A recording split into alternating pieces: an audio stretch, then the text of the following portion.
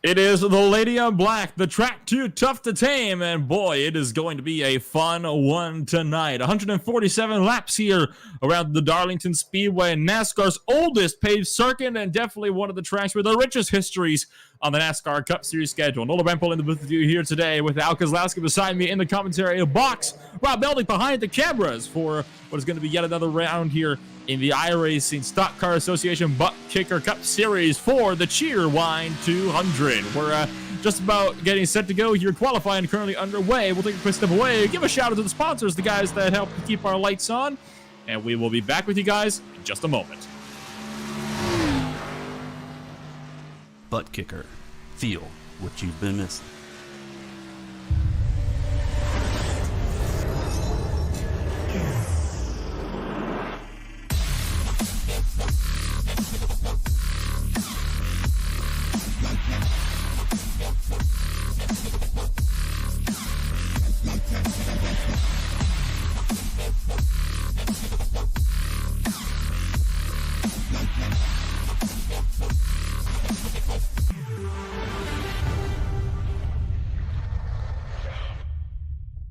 Get yours today at thebuttkicker.com and be sure to use our 20% discount promo code ISCA20.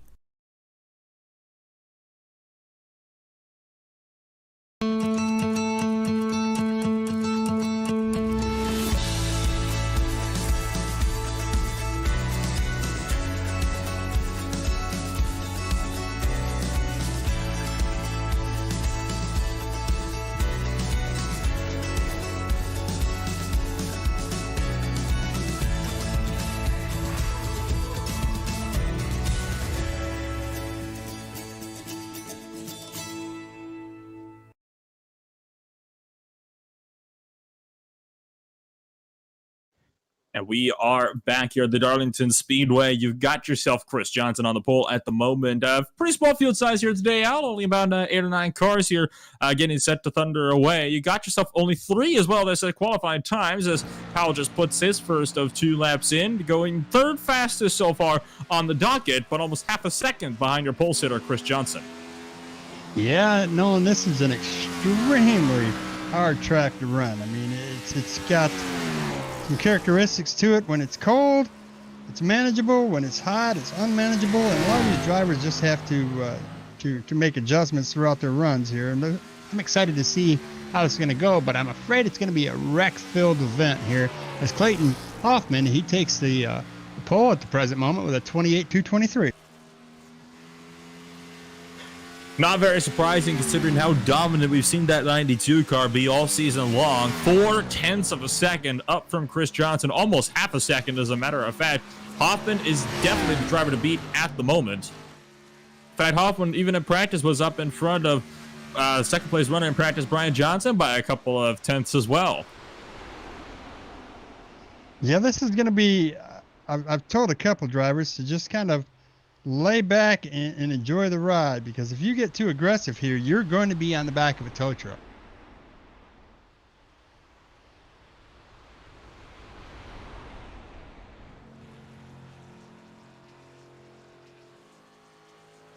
Let's take a swing on over here to some of the race facts that we got going on for you guys at the moment. Got yourself, of course, the 147 laps. It's expected, of course, as always. It'll be a pretty calm night when it comes to changes. We're expecting us to have about 4 sets of tires as normal. Fuel window will be, I would have to say, roughly about 70 laps or so. So I think the 2-stopper here, Al, that's going to be the way to go, just like we saw a lot of people doing last week at Kansas. Yeah, we are absolutely not going to see a 2-stopper here. We're going to see a 3-stopper at the minimum.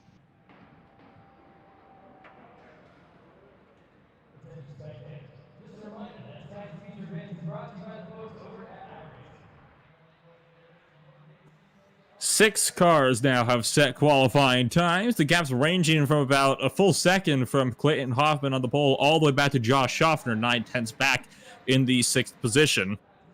Paul Olsen, Randy Drummiller, Jeff Shutt, and Brian Johnson have all yet to set their laps. Of course, it is very easy, though, to invalidate a lap time here, so it wouldn't surprise me if they both encounter some struggles while out there on the racetrack. Qualifying is settled, though. And as we start to take things on over here for the race, let's take a moment here. We'll take a good old listen now on the national anthem.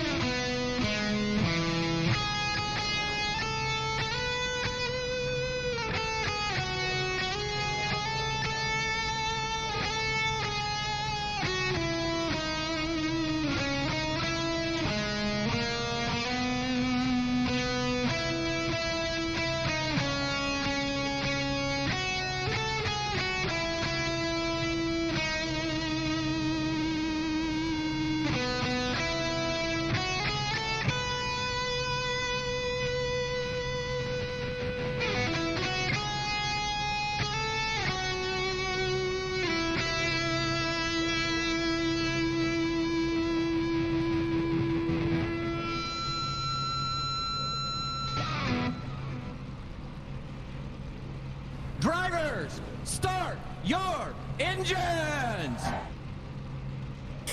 And welcome back here to Darlington Speedway. We are just about ready to go racing here for 147 laps of action, 200 miles on the clock. Well, if you want to be really specific, 199.67 miles are about that range there, Al.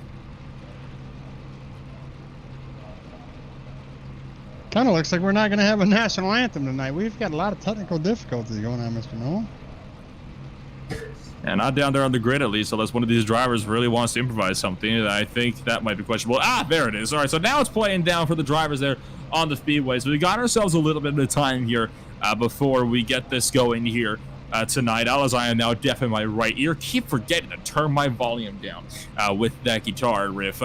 Anyways, let's take a rundown here through the starting grid. You got Clayton Hoffman out there on the pole. Chris Johnson sits in second. Wayne Grossi, Greg Wychinski in third and fourth. Kenny Powell and Josh Schaffner in the fifth and sixth positions. The last cars set qualifying laps.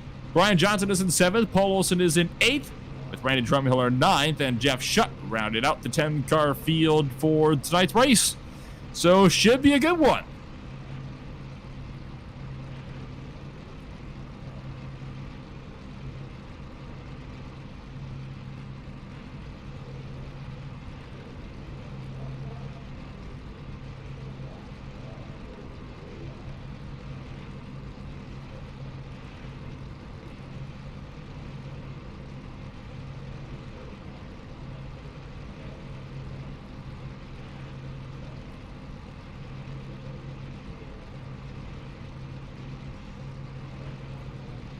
And just now, the Grand Marshal will give that command that we are set to go racing here for 147 laps at the 1.36 mile Darlington Speedway. Once again, now, one of the oldest tracks out there on the NASCAR calendar. And when I say oldest tracks, I mean the oldest paved track. This is, I believe, the first actually fully paved, dedicated speedway for stock car races. Before this, everybody was racing either on, you got your little dirt ovals for the most part, and then of course you had the very infamous Daytona Beach circuit, where half of it was on the Daytona Beach, quite literally right down by the water, and half of it was on the road just up the side, passing by a couple of hotels and restaurants on the way. So this track has a lot of very, very rich history, and what a lot of leagues often do when we come here is they'll have it be throwback weekend, where you can break out the paint skills of some of your favorite drivers throughout the years and just run what you like, vintage style.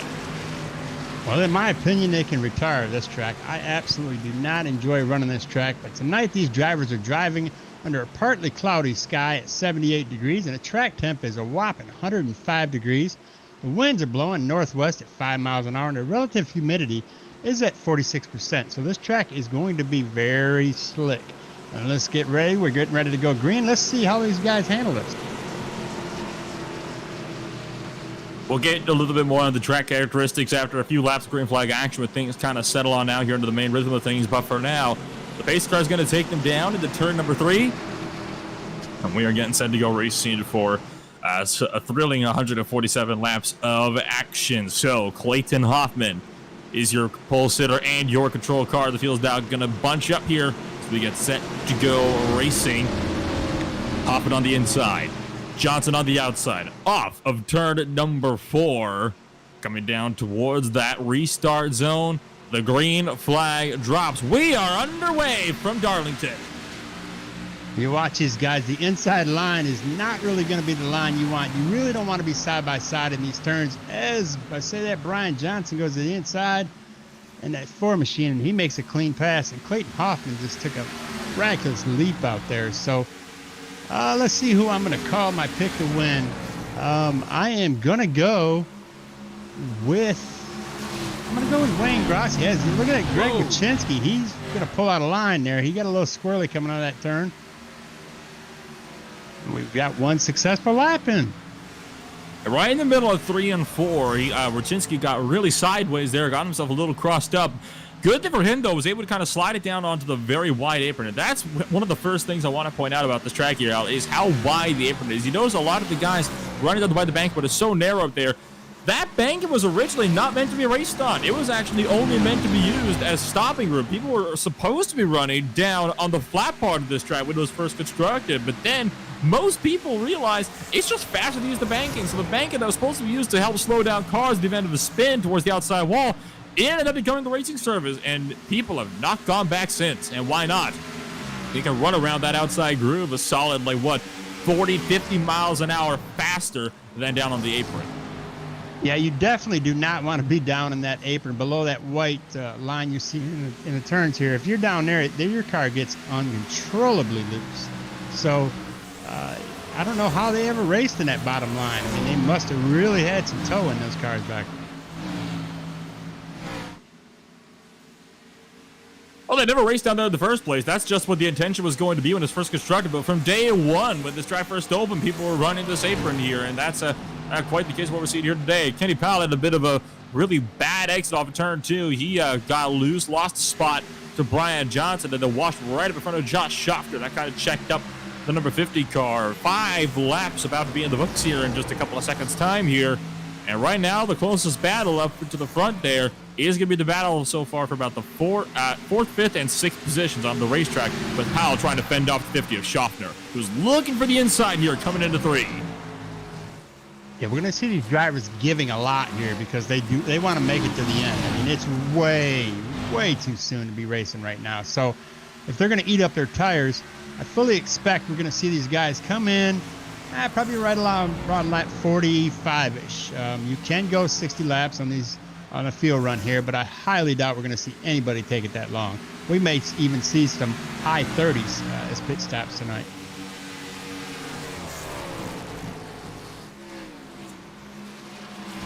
It's worth noting as well here, Al, that a lot of these guys, they're going to be struggling a lot with the track tonight. I mean, when we take a look at the weather so far, it's 103 degrees Fahrenheit down on the racing surface, 77 in the air, so pretty hot track surface down there considering how cool it is right now in the air. The track as well is also so unique in the fact that it's got itself several different types of turns. Turns 1 and 2 are banked at 25 degrees. Turns 3 and 4 are banked at 23 degrees.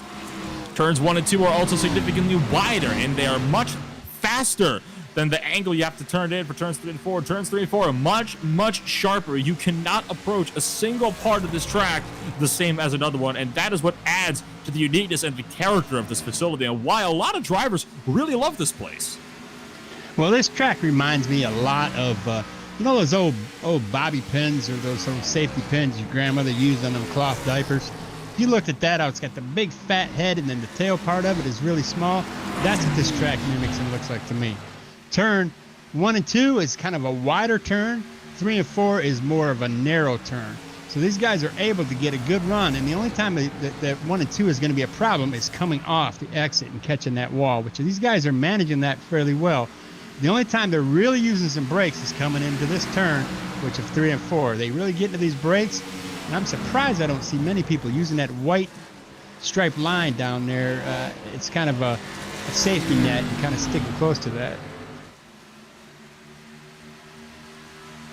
To kind of give you guys a bit of an example here as to how tight that turn 3 and 4 is in comparison, Greg Wyszynski right now, who is in dirty air trying to run down Schaffner and Powell, he's only backing it up to about 155 miles an hour in turns 1 and 2. He's going 20 miles an hour slower, though, in 3 and 4, having to check it up to 135 and still washing towards that wall just a little bit more. So that goes to show just how critical these turns are, as Wyszynski's in the wall this time by for 3 and 4. So he's going to check it up even more so. The 2 car got a bit too into the wall. He's now got right front damage. Yeah, this is not a track you want to have any kind of damage at. If you hit that wall just right, maybe just scrape the side of your car, you're okay. But if you catch that wall and crinkle up your nose, the arrow here is going to make it very difficult to make these turns. Let's see how this is handled with the 48 car. Let's go in car with Chris Johnson, is now in the 2nd position.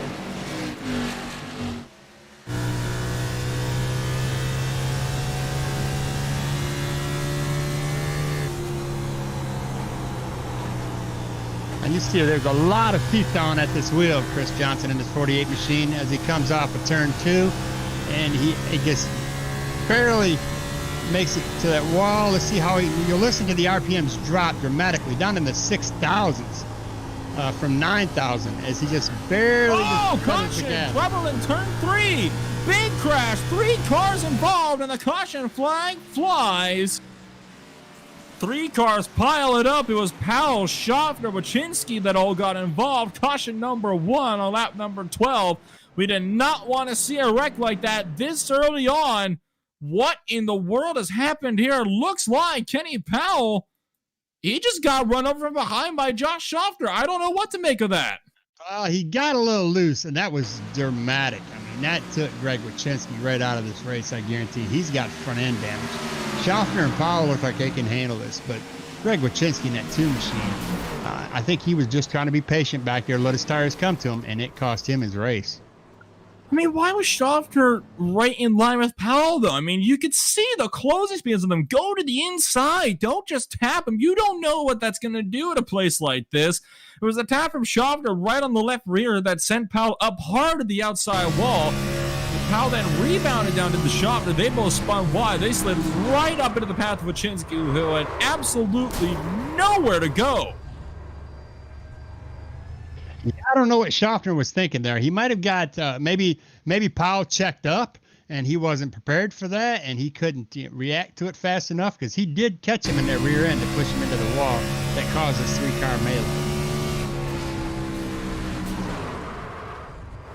Nonetheless, we've got Kenny Powell, Josh Schaffner, and Greg Wyszynski that are in real rough shape. And we just got confirmation from Kenny Powell. He lifted, and Josh Schaffner just didn't check up. He didn't understand he was going to check up that early coming into that turn. But why did Powell check up? He's in the middle of the straight. Well, you race your race, and you hope the guy behind you can compensate for your adjustments like that. And at this point, Schaffner was right on his tail. And when he checked up early, trying not to use so much brake and getting unstable in turn 3 and 4, it cost him, because Josh Schaffner was right there pushing right into his rear end.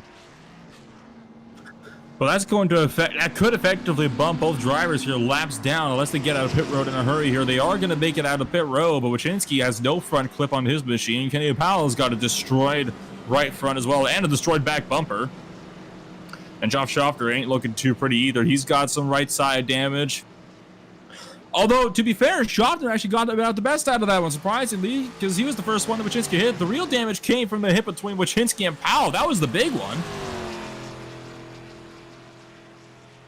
Well, this is going to mix some stuff up again here, because now it's going to push, well, it's pretty much going to be the way we started on the outside. But I think that Chris Johnson's learned something from that last start there, and I think Wayne Grossi has also learned something. I fully expect to see Wayne Grossi try to take that position away from Brian on the inside.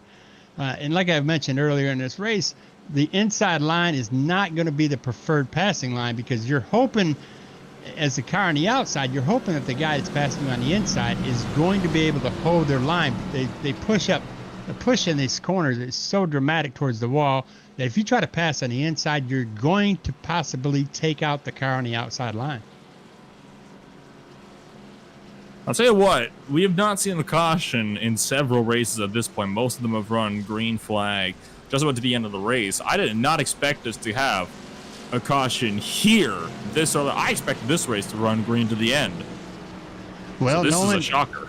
Cautions breed cautions, and especially at Darlington. We've got these guys have had 14 laps on their tires, which doesn't seem like a lot, but it's about 20% tire wear right now.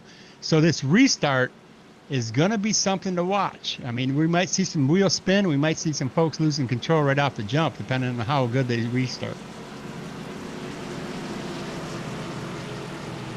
We're going to be 16 laps in. Going to take that green flag. Going to be coming back on lap 17. Oh, a couple guys have already taken tires. I think guys that took tires were Chris Johnson, Wayne Grossi, Brian Johnson. They all were out in there for 15-second stops. 14.5 give or take. Clayton Hoffman, your pole sitter, still on old rubber. He is only 6.3 stops. So it was a gas go for himself. Same with Randy Drumheller and Paul Olsen. So what will this mean here in this fight for the lead? 15 light fresh tires could do wonders at a track like this. Green flag's back in the air. Hoffman leads them back to the green. Yeah, and it looks like Paul Olsen's going to get around the outside of the 44.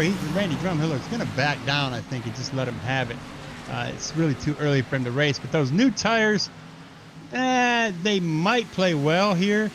I don't know if it's going to be much of an advantage. There's only 14 laps on those tires. Let's watch and see how this lead pack handles.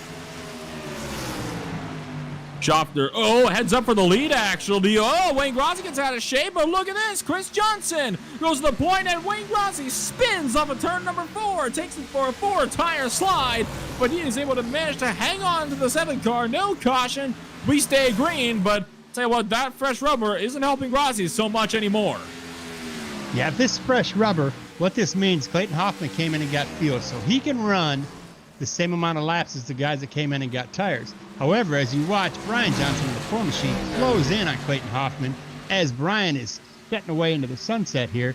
This could hurt Clayton Hoffman in the long run if there is not another caution, because he can go the same amount of distance as these guys can on fuel. However, they've got 15 lap fresher tires, which could eventually equate to about a 10 to 15 second gap as Brian Johnson goes to the outside of Clayton Hoffman and Clayton lets him by. That's the fresh rubber working for you right there. That's 2 guys on fresh tires up there by already a big way, and Hoffman is continuing to fall down the order here. Now the battle is on between Olsen and Schofter. Olsen's going to go way down to the inside to let him have it. Kenny Powell is also going to sweep through as well. So a lot of things really happened at once there. Greg Wyszynski just now out of pit road, but still missing the front clip on that machine. And now Greg Wyszynski is a solid 4 laps down. He has a long way to go tonight. The good news for him, Jeff Schutt did not take to the starting grid. So he has a guaranteed top 10 finish here. So silver lining, I guess. Well, I didn't. I thought the gap was going to be excruciating for Clayton Hoffman, but he is maintaining a fairly well 3.5 second gap between him and the leader. I would think by now this would be like a 6 second gap of those fresh tires, but the leader has pulled away. Chris Johnson is 2.2 seconds in front of his brother in the 4 machine of Brian Johnson.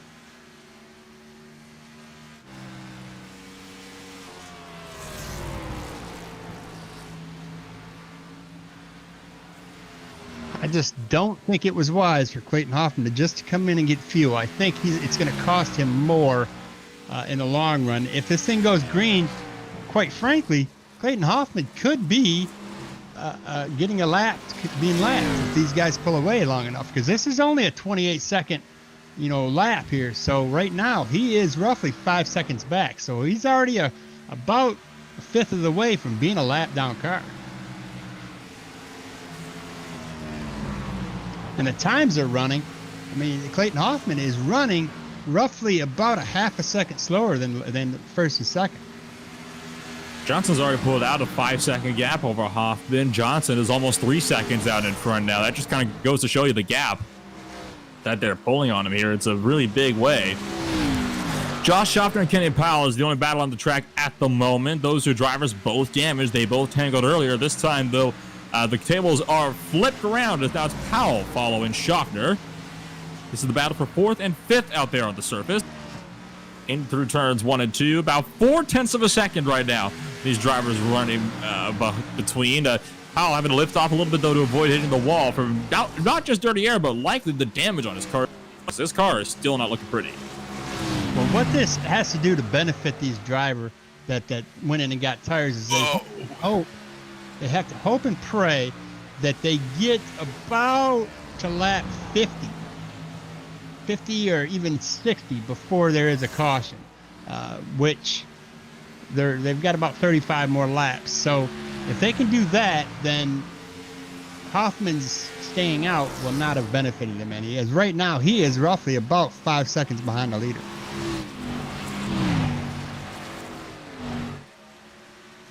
Because of that big mistake that Powell made off of turn 4 last time by, got really sideways out of the corner, all crossed up. He is now, well, he was a second away at the last time by at the line, but he reeled in half a second on just the straightaway alone on Josh Schaffner. I think Schaffner might have lifted off to avoid hitting the outside wall on the exit of turn number 4. So that's put Powell back into striking distance here of that number 50 car, about half a second. Oh, well, not anymore. Powell just slammed the outside wall in 3 and 4. That is going to really, really cost him here in this fight. Yeah, well, let's, I hate to beat a dead horse here, but let's watch Clayton Hoffman on his run here. He is literally almost a full 3/4 of a second slower because he's having to lift, and those tires he's got 27 laps on are really starting to show wear. So eventually I do expect to see him, unless he really checks up like he is at about 120 miles an hour in these corners, he's going to catch this wall. And he's getting a little squirrely coming off. I mean, those 27 lap tires are not doing him any justice. The car definitely seems to be more tight than loosenable for Hoffman. As you can see, oh, so close to the outside wall there. Through 1 and 2, nearly grazed it, got right up and into the kind of the gravelish sand that's up there on the top side, kind of created up a little bit of a powder there. He is really tempting fate here with the outside walls, trying to get as much speed as possible, but I think you're right. He's just struggling so much now. And now in this battle for 4th and 5th, it looks as though Kenny Powell has company from behind. Wayne Grossi has put himself into the picture. So it's about 7/10 from Schaffner to Powell and another 7/10 from Powell to Grossi just behind. The battle is now for 4th, 5th, and 6th on the racing surface. Those are the closest guys out there on the track, but Powell's dropping back from Schaffner, and he is now going to be overtaken here by Wayne Grossi, potentially into turn 3. Grossi makes the look, gets squirrely though, under brake, and has to go down to the apron to save it. Yeah, we're watching our leader, Chris Johnson. I'm keeping an eye on him, and he is about to, he's coming on the tail end of this field, and he's going to put a driver down a lap. And as he moves forward through this, he'll just look like it's maybe Paul Olsen in front of him. It's roughly about 2 seconds in front of him, and then he's going to go a lap down. Right now, our 3rd place, which is Clayton Hoffman, is about 8 seconds behind the leader, and that's roughly about 1/3 of the way in a lap here. So as that grows, he stands a chance of going down a lap. He's now 8.2 seconds. I mean, from the difference, 9 seconds. So he is really checking up here. Let's keep watching Clayton Hoffman in that 92 machine, Nolan. Let's see where he's running his different laps at, because we've got the leaders are running roughly about 30.2s, and Clayton Hoffman's running 31 1s and 2s. So he's a full second slower. So it's going to take about 20 laps, and he's going to be a lap down if they keep up like that. Hoffman's not the only driver that started to struggle here. Looks like Chris Johnston's had to back off a bit more. Brian Johnson now within half a second to him. Powell is still trying to fend off Wayne Grossi fiercely behind as well. That's actually a battle we'll probably keep our eyes on as well here, Al, is the battle for 5th and 6th, because that's the closest thing on the track at the moment, and Grossi is right up Kenny Powell's trunk here. And Powell's going to let... Oh, real close there. Oh my there God. might have been a little bit of contact there between the two of them as Kenny Powell tried to let Grossi by on the back straightaway. You watch Grossi. He's got a unique line. He'll actually go in under that apron there, and I don't know why, if he's finding more grip there, but watch how he enters here. He kind of goes down below the apron, and so he doesn't get so close to that wall on the exit. And watch him in 3 and 4 here as he comes by. He'll actually go under that white split line and enter that turn a little bit more aggressively than most drivers do. You know what he's probably doing? Oh, wow. Well, there you go. Yeah, he's eating them up is what he's doing. Well, you know what he's probably doing here, Alan? It's a strategy that sometimes I use myself, particularly works with short track racing. Right now, everybody on the track is dealing with severe tightness. He's probably trying to clip the apron a little bit with the front tires to try to kind of bring the back end, or he's trying to get the car to turn more is what he's doing. Unfortunately, if he hits it wrong, oh, caution flag is out again. Second caution of the day for Wachinski. Greg Wachinski for a second time tonight. Lap number 28 on the front straightaway. He went up and over, Al, after slamming the inside wall. Now, that is something that Chris Johnson and Brian Johnson did not want to see because the tables are turned. Who do you think's coming into pit road now? Everybody. Pretty much everybody at this point. I'm putting my money on that Clayton Hoffman's getting 4 tires, and Chris Johnson and Brian Johnson are not going to take 4 tires because legitimately they only have 21 laps in their tires. So with that in mind, here comes Clayton Hoffman. He's going to get 4 tires. Now, if Brian Johnson and Chris Johnson take 4 tires, they're going to be down 1 less set than Clayton Hoffman has. And in the event a late caution comes out, Clayton Hoffman is sitting in victory circle.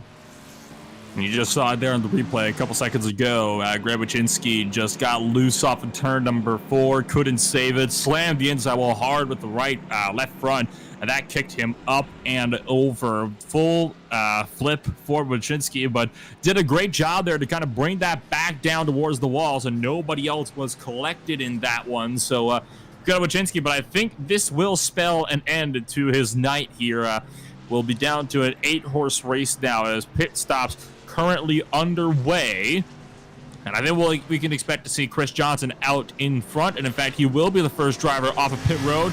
Clayton Hoffman trying to beat out Brian Johnson. No dice. The 4 car still beats out the 92, and it looks as though Randy Drumheller might pick up a couple spots here. He is going to pick up a couple spots. Randy Drumheller up to 4th now in the pit stop window from the previous 7th he was sitting in. Well, this puts a whole hiccup on everything. Now we've got 2 cautions in 36 laps. So the only way for Brian and Chris Johnson to be successful in their pit strategy and staying up front, the only way this is going to benefit them is, again, if we go roughly to about lap 80 and then everybody's got to pit again. They have to force the window here. And at lap 80, they're still going to be having to take these tires longer than Clayton Hoffman's going to have to take his. I mean, I think Clayton Hoffman did the right decision betting on a caution, and at this track it's a pretty safe bet that he would be able to stay out. So he wasn't too worried about them leaving him like they did because he knew there was going to be a caution. I'm going to say kudos to Clayton Hoffman on his pit strategy. And the other reason why some guys were also staying out there for a while, specifically Powell and Schocker, they're still fixing damage. Same situation with Wayne Grossi. Under caution, though, for the second time tonight. Let's take a quick step away here, pay the sponsors their dues. We'll be right back just in time for the restart. ButtKicker. Feel what you've been missing.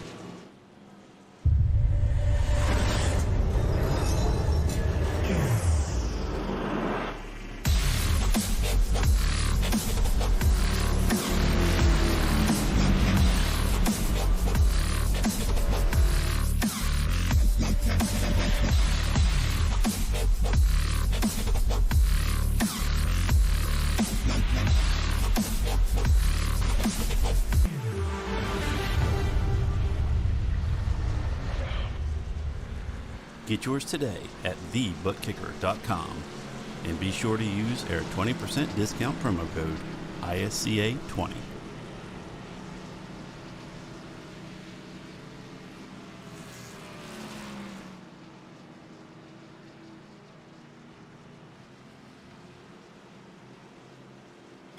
And we are back for the Irish and Stock Car Association Cheerwine 200 here at Darlington Speedway. Chris Johnson still leads.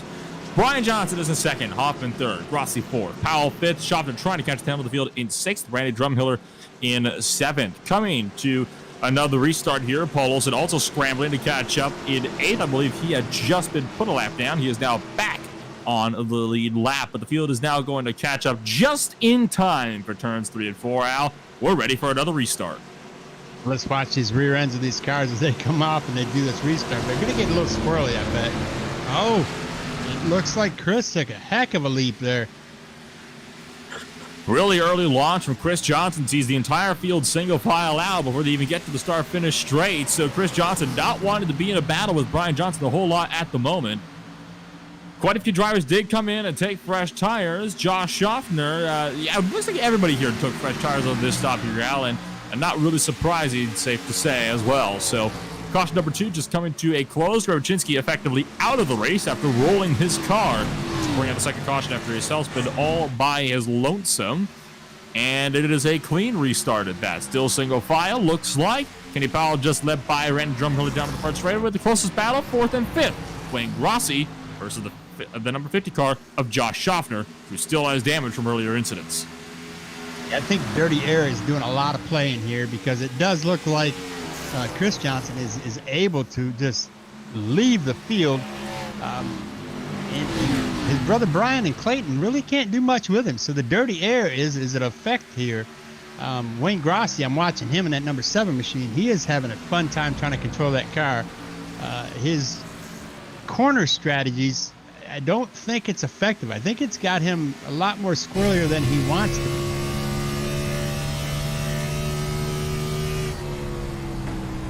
So we got a couple battles out there on the track. Chris Johnson is starting to really pull away. Brian Johnson, Clayton Hoffman, both 2nd and 3rd. Wayne Grossi, Josh Schaffner, 4th and 5th. With Paul Olson and Kenny Powell in 7th and 8th. Those are the battles going on around the track at the moment, but the battle for 7th and 8th has just now split off as it increases to over a second for the gap. Randy Drumhiller in 6th position. The biggest mover so far today, Brian Johnson, up 5 from where he started today after Brian did not set a qualifying lap. Yeah, and keep in mind, Nolan, we're watching these drivers out here and we think to ourselves, why in the world is this so hard? This track is not got the nicknames it has for no reason whatsoever. This is a very difficult track to run. Even your most aggressive cup drivers find this track very hard to handle. It's a unique track and it takes a unique driving style and it's ever changing. I mean, once you start getting comfortable, the track cools off, the temperatures change, and whatever your comfort zone is, forget about it. You got to readjust.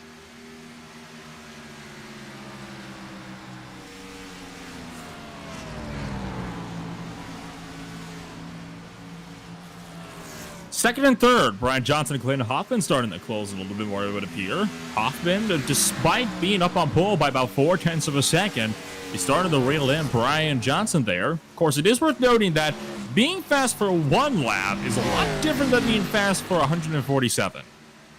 Yeah, I'm thinking if I'm Clayton Hoffman, what I'm doing is I'm saving my tires and I'm going to ride behind Brian Johnson because I know if this thing can go green for a long time here, I have a lucky dog in my back pocket here. He's got another set of tires that Chris Johnson and Brian Johnson do not have. So he doesn't have to eat this set up. He needs to let them eat their tires up because he's got one more set to use.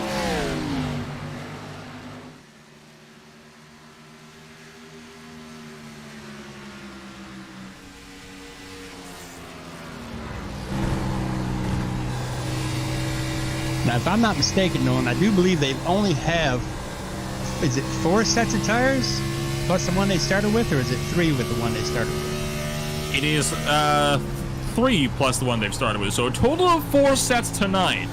And considering the tire fall we've been seeing here, they got to do a really good job here with rationing out their tires, especially since a lot of these guys, they've already used over half of their tires. They've used half their tires so far in this race, and we just still got 100 laps to go. Some of these guys are still gonna have to stretch these tires out 50 plus laps. It's gonna be a big ask for some of those guys that stopped back on like lap number 12 for fresh tires. I think that was the real bad call there. Oh, it's starting to point that way because Clayton Hoffman still got 3 sets left. You know, Brian Johnson, they've only got 2. So True. unless we have a very long run here, unless we can run this thing out, like I said, about 50 or 60 laps, this is not going to benefit the Johnson brothers.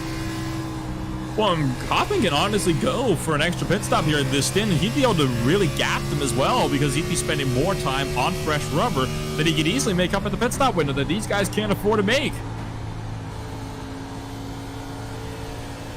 Yeah, well, the trend tonight is about roughly 22 laps and we start seeing records. So Let's watch to see what happens as we're coming up to a window of about 10 more laps, and this is usually where our cautions historically have been happening.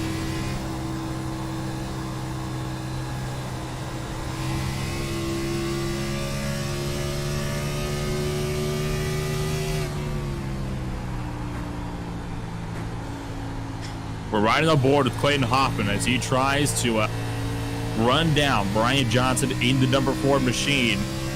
Question is, can he do it? He's still got a very long way to go as well. About 97, 96 laps to go here still in this one. And this is, at this point, the only battle on the track. Everybody else is just running all by themselves.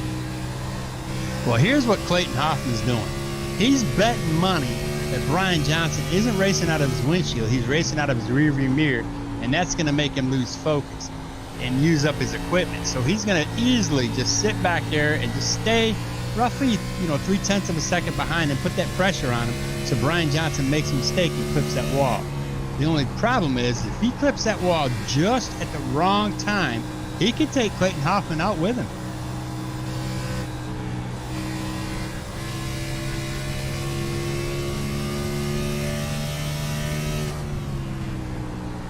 About half a second right now, the gap between these two drivers. Brian Johnson really taking a much wider line through 3 and 4 than Hoffman is, trying to get the run up at the corners, but I don't think it's going to really do a whole lot for him. He's going to have to really kind of be patient here and really work with this in order, if he wants to really kind of find himself making time. Now Hoffman slots up into the same line that Johnson's running, trying to get a bit of a draft up the corner, but he really diamonds it up really, really nicely out for turn number 2, and that gives him about another 1/10 of speed there.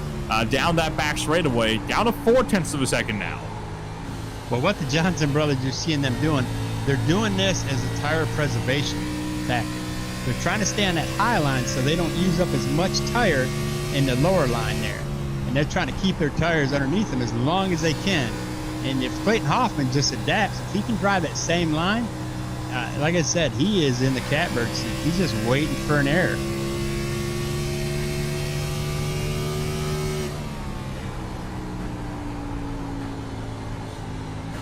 Got to wait for the right mistake here, the right time to really pounce on this one here. Look at that. Hoffman took a wide in, tight out philosophy, whereas Johnson took a tight in, fast out, or a wide out philosophy for these corners. And that is where they're really differing here. These two drivers are such unique ways of handling these corners. And at this moment, they're both kind of canceling each other out. Hoffman is so much better than 1 and 2, but Johnson manages to run away with it in 3 and 4. They're also starting to catch some lap traffic here of Kenny Powell, who's just barely struggling to hang on to the outside wall through 3 and 4 right now. So they're about to have lap traffic play a factor in this battle. That could be crucial here for this one as well. Well, there's tire wear that's being used up. Clayton Hoffman is using up his tire wear, but he can afford to do that. I mean, if another caution comes out here at lap 20, the Johnson brothers, they almost have to make a decision to stay out because they can't afford to use their next 2 tires, the next 2 sets of tires up before at least lap 100. Oh, Brian Johnson got extremely close to that wall, and that's going to afford Clayton Hoffman the opportunity to get up there a little bit closer to him. And let's watch how this lap traffic of Kenny Powell plays. Well, keep eyes on this front battle. I'm just going to point out I am watching as well the battle for 5th and 6th to let you know if that ends up developing. But for now, let's watch this battle for the top 3 positions here, because they've also been slowly reeling in Chris Johnson by a couple of hundred, about half a 10th a lap here. Every lap consistently for the last few now, because I think now Chris Johnson is actually caught up in the dirty air of Kenny Powell, and that is starting to affect him at this point, because Brian Johnson is now, he's actually closer to Chris Johnson than he is to Clayton Hoffman. So that battle for the lead is about to pick on up here as well. They have now caught Clayton Hoffman on the back straightaway of lap number 56. Chris Johnson looking for the inside. Where will Powell go, though? Because he's not moving out of these guys way anytime soon. Johnson's going to have to fight his way past. Yeah, Kenny Powell is going to be the gentleman there and let him have the inside, which is when he pulls down right in front of Brian Johnson. But I think he's going to do the same thing with Brian. But if they don't pass him, there it is. Kenny Powell gets caught up in that mix. Kenny Powell tried to get out of Brian's way, and Brian just the air sucked him right into Kenny Powell. I don't think that was an error on either driver's side. I don't know. I think it was contact. Oh, there was definite contact. but I don't think either driver expected contact. I think there was an air force that pulled Brian Johnson into Kenny Powell, because it looked like Kenny was trying to go high and let Brian through. And when Brian maybe checked up on the brakes, it maybe pushed forward or something happened there. Well, we call that draft, and Brian Johnson got caught out by that a little bit here. I took a look at it just now, and sure enough, Brian Johnson just closed right up the back of Kenny Powell, gave him a pretty hard tap to the left rear, and that sent Powell down. Luckily, they managed to save it, but just bad news all around for Brian Johnson. Just now got over a second up there to the second place driver. They're by him now, though, so now we can actually focus back here now on the battle for 5th and 6th, which is the closest thing on the track at the moment, and about to swap hands here. Looks like Randy Drumhiller looking for the peak around Josh Schaffner last time by, entering turn number 1.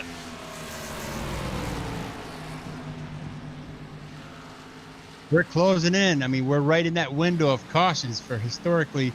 It's been coming out here. It's been a pattern. Every 23, 24 laps, we have a caution, and we're right there at lap 24, coming to 25 since they last pitted. So let's wait and see where this yellow is going to come out. If it doesn't come out again, and we get to about a lap 60 on this fresh set of tires, which is going to be about another 35 laps, that's going to put them roughly at 90 laps, and the Johnson brothers will be okay in their pit strategy. If they can't make it to about lap 90, they're not going to be okay.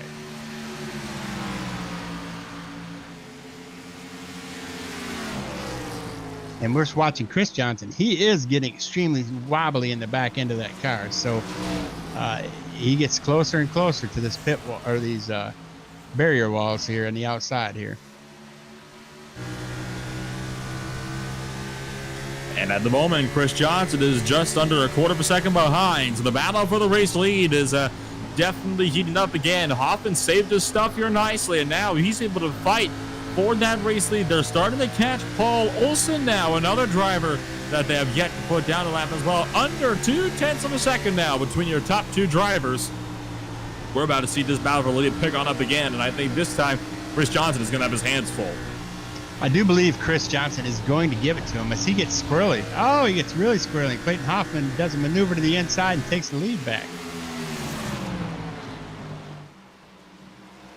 Indeed, he does. Chris Johnson having a huge moment off of turn 2, and Clayton Hoffman just barely squeaked past. Now, Chris Johnson's going to move down and allow Brian Johnson to take the second position. Paul Olsen moves down to let all three of them by.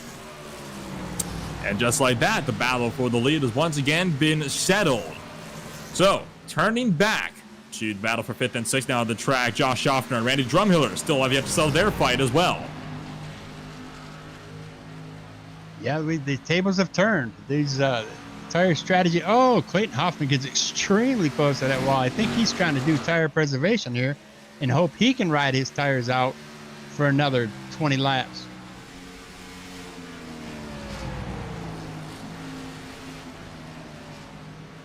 Well, at the moment, the lead is only separating down, and it's going to continue to do so. So let's turn our eyes back to 5th and 6th here, because they have been nice and close ever since that restarted. They have not been letting each other have a single break. Josh Schaffner is really making Randy Drumhiller work for this position, but Drumhiller is just not able to get close to Schaffner to realistically find a way through.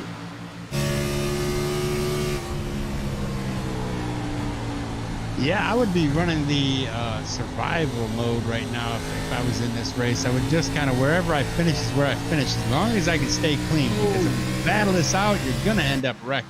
This track is unforgiving. And Schaffner lets Drumhiller through after Schaffner clipped the outside wall off of turn number 4. It's just those little taps that kind of caused it to lose ground. And now, though, Schaffner will be looking to battle back here as he's now still right up on the back end of Drumhiller, who's now tied with Brian Johnson for most spots gained.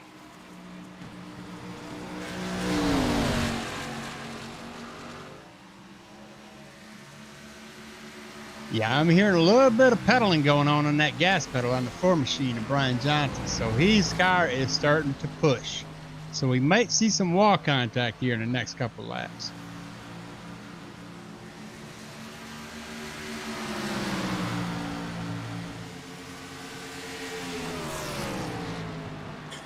Fifth and 6th, still nice and close. I think we're still a little ways out for the pit window here. I'm expected it to be roughly between 50 laps or so. We can expect to see these guys starting to come on in for a second time. But right now, the only battle on the track is for the 4th and 5th positions out there. So this is a pretty close battle here, Al. I mean, they've been nice and tight ever since the restart, and they have not been letting each other have a single bit of breathing space. That gap has never separated out to more than half a second, which is as big as it's gotten now in the past several laps. Yeah, Clayton Hoffman in that 92 machine, he's got a comfortable 1.8 second gap between him and second place Brian Johnson. And right now, Brian Johnson is in survival mode. I mean, he's literally only 1.3 seconds in front of his brother Chris. So they're just trying to make it to around lap 85 maybe in order to get those second set of tires. If they do that, then we should be fine. I mean, if they can make it that long. But again, if there's a late race caution, Clayton Hoffman's got that extra ace in the hole there, and he's going to pull off some extra tires and then just walk away from these guys on their old tires. We have yet a little ways yet before the tire strategy really starts to play into this thing here. So 5th and 6th, still nice and tight. In fact, Randy Drumhiller, last time off of turn number 2, had a really, really bad exit. That allowed Shock to close right at the back end of him, under 0.2 of a second. Reeled in about 0.4 of a second down the back straightaway. Not so lucky for Schofter this time by. The gap is still now 0.4 of a second, and Drumhiller and Schofter, they again have been very, very tight here, Al, ever since that the last restart. And we're approaching halfway here as well. So these guys, this battle that we're seeing here for 5th and 6th at the moment, it might end up coming right down to the pit stop window. Well, before we have another caution here, Nolan, let's go ahead and give some praise and some thanks to ButtKicker, and let's give them another commercial.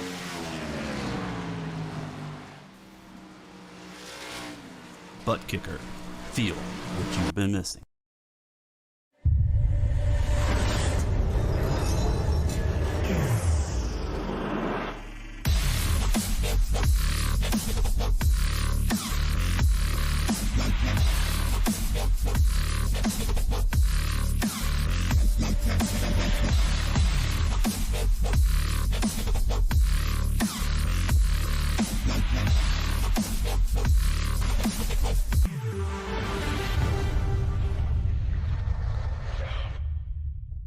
Get yours today at TheButtKicker.com and be sure to use our 20% discount promo code ISCA20.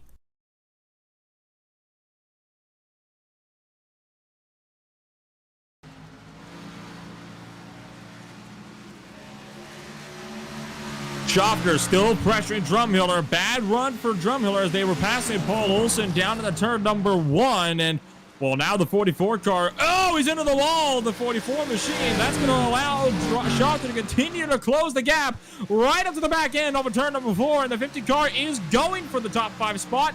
But he has to check to avoid running over Drumhiller. And he's going to slot himself back in line. Drumhiller, I think Schofter just cut Drumhiller a massive break there. Yeah, he knows he hit the wall once. He'll hit it again. So he just has to be patient, Schofter does. Yeah, patience is definitely key, especially at a track like this. I mean, they're backing it off to about 120 miles an hour now in these corners from the 135 they were to do when we first saw the green flag. Schofter looking for the inside line again. Drumhiller is terrible on corner exit, I think I'm starting to notice here. He pulls a lot of speed on Schofter, but he just loses it all on the exit. So I think at the moment what Drumhiller's doing here, he's trying to gain it all on the braking, but unfortunately it's just compromising him in the most supreme way down these straightaways here.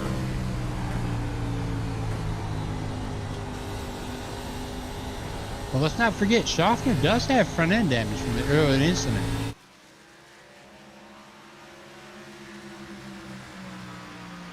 And Schofter goes through on Randy Drumhiller, and the position is officially swapped. And I think now that Schofter is out there in front, he is just going to be gone with the wind here from Randy Drumhiller. He was pressuring him so much really ever since the restart, about 40 laps to go now. I think now Schofter's going to be ready to just run away with this. And in fact, as I say that, he's already built up a 9/10 gap, but he's got to keep it out of the wall himself if he wants to maintain that gap up there.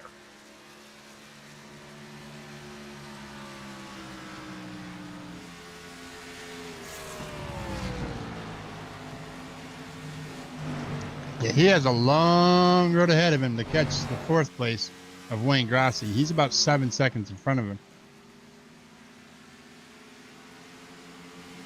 Well, with that battle sorted at the moment, everything is kind of just sitting as is around the field. So let's take a quick run through here of the order so far in this race. Clayton Hoffman still out in front by about 2.3 seconds. Brian Johnson, the biggest mover so far of the race, up 5 after not setting the qualifying lap in 2nd place. Chris Johnson and Wayne Grossi have both fallen back 1 spot each. Johnson is sitting in the 3rd position. Last driver on the podium, almost 9 seconds back from Chris Johnson, sits Wayne Grossi. Then you have Josh Schaffner, who just got by Randy Drumhiller a little while ago. Randy Drumhiller sitting just the 1st spot outside of the top 5 in the 6th position. Paul Olsen, the first lap car, is in 7th with Kenny Powell 8th. Greg Wyszynski still sitting, I believe, in pit road. Oh, no, check that. Greg Wyszynski, after rolling his car earlier, is back out there on the race to surface. It looks like he got out there about 10 laps ago here, Al. So props to Greg Wyszynski for trying to get out there and continue to kind of make something out of this race, despite flipping over earlier in the race for a second caution about, what was that, about 50 laps ago now? That was lap 41, because he is 41 laps now. 51 laps ago for Wyszynski, and now Paul Olsen just now coming out of pit road as well. The 43 car going to be on some fresh rubber now. He is now a lap down. I think might be 2. He is coming back into pit road, it would seem. So it looks to me as though Paul Olsen... No, actually, I think Olsen might be out of fuel here, crawling at 48, 50 miles an hour the entire way around 3 and 4. I think Olsen is out of fuel here.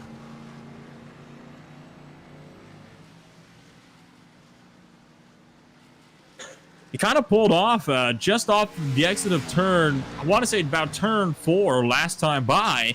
Kind of crawled through 1 and 2 and then real slow all the way down the back straightaway. And now he's in the pit road. So interesting call there from Paul Olsen.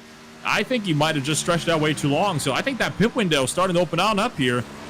66 laps remaining, though, on the docket here. So still a long way to go for those guys that only have 2 sets of tires remaining. Looks like Kenny Powell's on the rear end there of Josh Schaffner. He's going to come to the inside.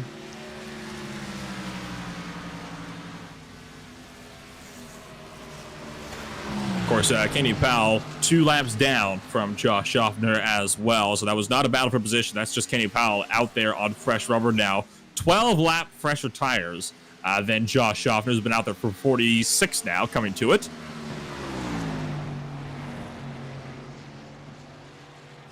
Kind of take a bit of a moment here. We'll kind of go over the schedule coming up here. So we got this 147 lap event here at Darlington Speedway. Then we go over to Dover International Speedway for one of the last ovals of the season. But there we're swinging things on over to the Circuit of the Americas Grand Prix Circuit. That's a brand new track to the ISCA. It's a brand new track to really the NASCAR as a whole. So that's going to be entertaining to see how that race is going to play out. The longest race on the year is going to be at the Charlotte Motor Speedway. 200 laps around the 1.5-mile speedway, America's home for racing, followed by the season finale for season 2 on the Cup Series of the for the Sonoma Raceway. Still no word as to what the race will be after that one, because we do have 1 week where we're going to be running for the Super Cup Series on June the 10th. Not sure what the strategy for that one is going to be here, Al. Do you have any ideas on what that track might be between Sonoma and Kentucky? I have not got the privilege to have that information provided to me here. We'll do some digging here, because I know that Al really likes to follow the NIS series, or that Kenny likes to follow the NIS series when making the schedule. So I'll see if I can kind of dig that up here, and I'll see what race it might end up being. I'm sitting here thinking to myself, Nolan, is Clayton Hoffman thinking he can do one more stop and finish this race off on those tires? Is he trying to get to that window, maybe? That'd be a bold one. Well, it looks like it might just be an off week altogether, Al, because I'm looking at the schedule now. There it is, nothing between Sonoma and Kentucky out there for those 2 days. So this is going to be interesting here for the series here. It might just be one of those kind of whack-a-mole weeks where we kind of figure it out the week of. I mean, hey, why not? Well, is that Father's Day weekend that race is going to fall on, maybe, or Once Memorial? again, let me check my calendar now. maybe Memorial Weekend, and that one we won't have a race on that one. I know for a fact that I don't pay attention to holidays. I usually don't know it's a holiday until like a day before, and I have no time to prepare absolutely whatsoever. I am seeing no holidays on either day. It is Mother's Day that week, but that's a solid 5 days before the event. Nolan, I hate to break the bad news to you, but I believe Mother's Day is this Sunday. Yes. Don't remind me. Just all right, panic is starting to rise.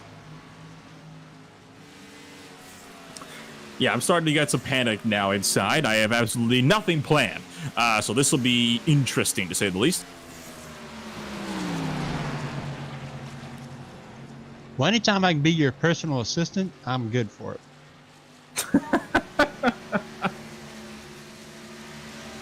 You can get me, I don't know, if you can get me more series to commentate for during the week, I would definitely appreciate that. Love to do this sort of thing. Well, it is quite fun. It's a lot funner if you have a full field, which we are. Oh, obviously. PA is definitely looking for some more drivers. So if anybody out there is watching this stream and they're interested in running some good, clean, competitive racing, please get a hold of us. The ISCA, Kenny Powell. You can find him on Discord. You go to isca.com, I believe is the website. And if you have any questions, feel free to even put them in the broadcast you're watching right now. You can put a chat in there of how you can join. Iverson Stock Car Association is the official website. There's all the information there. Of course, you can also just apply to the league directly via iRacing itself. It's pretty easy to find the membership there. It's just ISCA. It should be one of the first results that comes on up. It'll be the Cup and Super Cup Series hosted by Kenny Powell, as you'll see up there. We're at a come one, come all stage at this point in time. We don't really care how good a driver you are.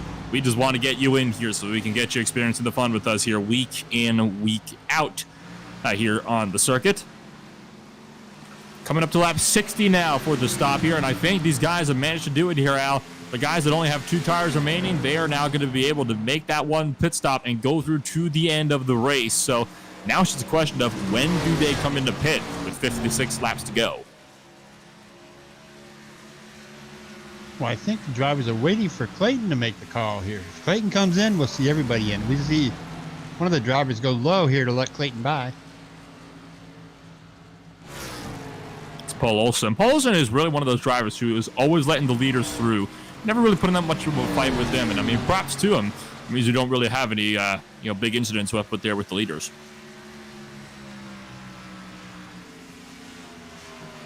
It's also 5 laps down already, so that would also do it. No point in fighting for the lead when you're, 4 down already. And you definitely do not want to be the guy who is laps down that takes a leader out. Yeah, it never really feels good.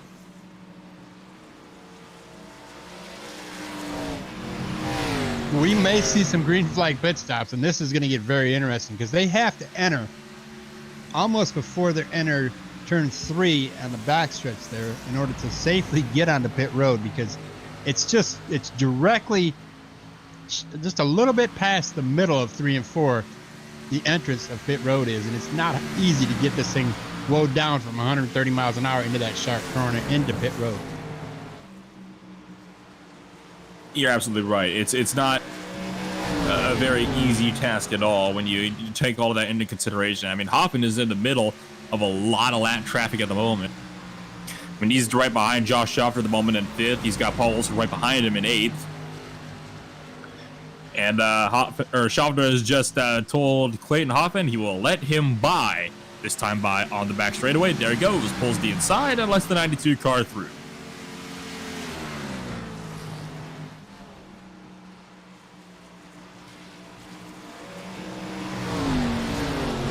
$60 laps in on the stint, 52 to go. Let's take a quick break.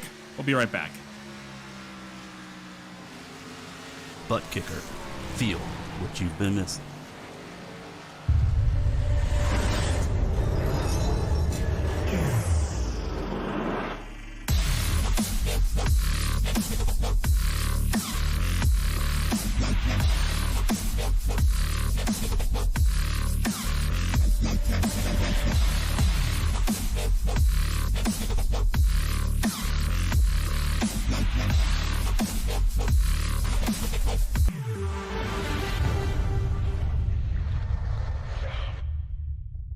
Get yours today at TheButtKicker.com and be sure to use our 20% discount promo code ISCA20.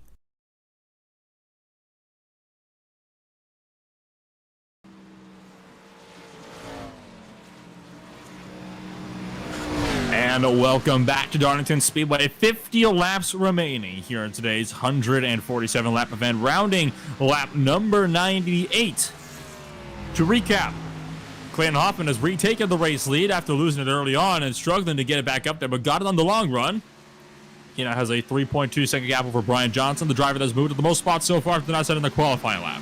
Chris Johnson rounds on the podium. Wayne Grossi under fire threat here, going to lap down here in a few laps for the 4th position. Schaffner 5th, Drumhiller 6th, Powell 7th, Olsen 8th, Wachinski 9th, Brian Johnson 2nd place driver. The first of the drivers to take it down to pit road. He is now coming in this time by.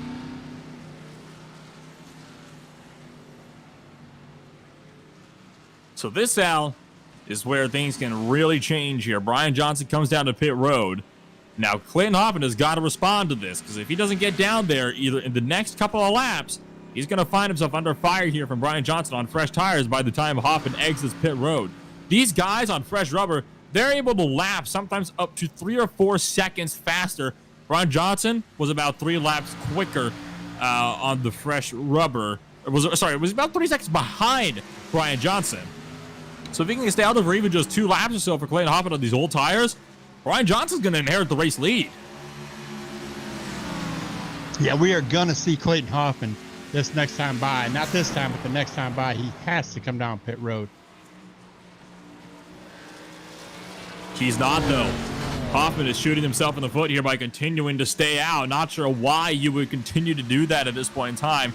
47 laps to go. Now, I think what Hoffman's doing as well is he's trying to get himself to a point where he doesn't have to fill up as much into the tank either, Alex. Got to remember, if he can manage to get out still in front of Brian Johnson and on fresh tires because he didn't take as long of a pit stop, that's going to be golden for the 92 car, because then there's nothing Brian can do about it. Chris Johnson's down to the lane this time by. Hoffman continues to stay out. Yeah, but the only benefit Clayton Hoffman would have is if he just took right sides only and about 13 gallons of fuel. But if you're taking 13 gallons of fuel, you might as well take the time and put all 4 tires on the thing. Clayton Hoffman has now lapped every driver in the field. This will, of course, change when again things cycle out.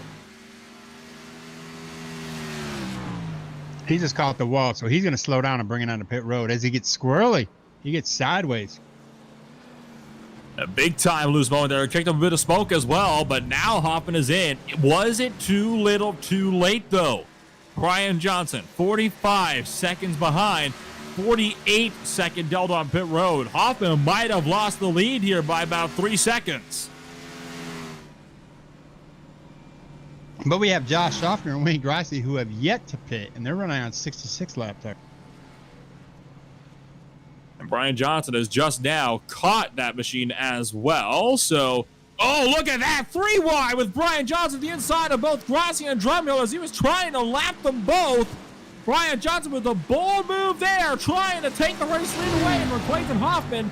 So here comes the 4-car Johnson off of turn number 4. Can he beat Hoffman out of pit road? Clayton Hoffman just now off of the jacks. He's out of pit road, but it's too little too late. Brian Johnson, the net race leader out on the racing surface. Clayton Hoffman waited too late. He has shot himself in the foot. He might have just cost himself a race win. Well, I don't believe that's going to be an accurate statement. I do believe we're going to have another caution come out because we do have Josh Schaffner in his 50 machine in front of the 4 machine who is on extremely old tires, and he's got lap traffic. Paul Olsen's trying to get out of Brian's way, and he keeps on getting in his way instead of getting out of it. So Brian Johnson, once again, just shot us over the foot, and he is now caught behind lap traffic as well, trying to really work his way around here. Schaffner is pitting this time, so Johnson's going to have to go outside. So a bit of lap traffic havoc there for Brian Johnson, but he is now up in the lead by 3.7 seconds. Critical moment there for Hoffman, and it went all wrong. Hoffman is on 5-lap fresher tires, but the gap on 5-lap fresher tires is not nearly as much as when Brian Johnson was on 66-lap fresher tires. Schaffner's down to the lane. Yeah, but Clayton Hoffman is closing in on that 3 second. That 3 second gap is absolutely nothing at this track.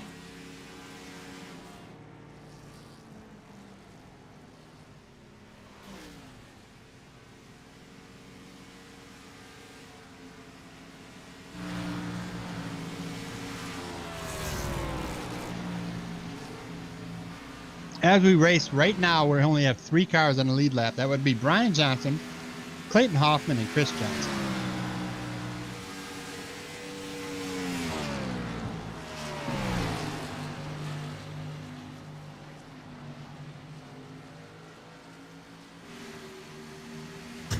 .4 seconds separate Brian Johnson from Clayton Hoffman. I still think Hoffman responded to that undercut way too late. Their pit stops were identical.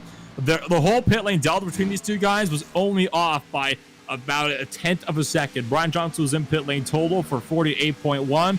Hoffman was only in there for 48 dead. Both drivers in their boxes for exactly 14.6 seconds. I think that tells you all you need to know there.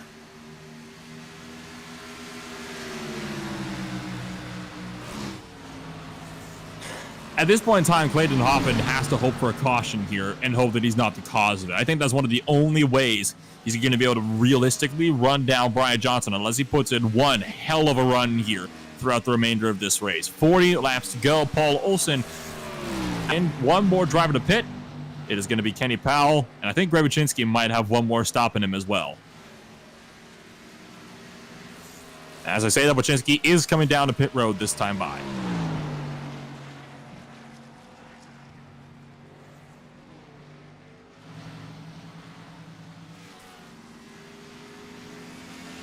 Well, Nolan, as we sit right now, I think we're going to see a battle for the lead. But seeing a battle for third to second, I think that's an impossible feat because Chris Johnson is 10 seconds behind Clayton Hoffman in third position.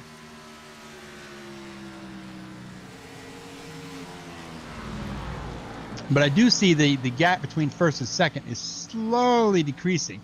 We're only at 3.2 seconds now between Clayton Hoffman and the leader, Brian Johnson. It's kind of fluctuating at the moment. I think they're kind of still working their way through some lap traffic because I've noticed Brian Johnson has sometimes been as low as 2.5 seconds. It's also been up as high as 3.5. It is really fluctuating massively here at the moment out there on the racetrack. And again, I think that's just as these guys try to get their tires worn in. It's still hovering, though, at 3 seconds. You would have to close in by about, let me do the math here on that one.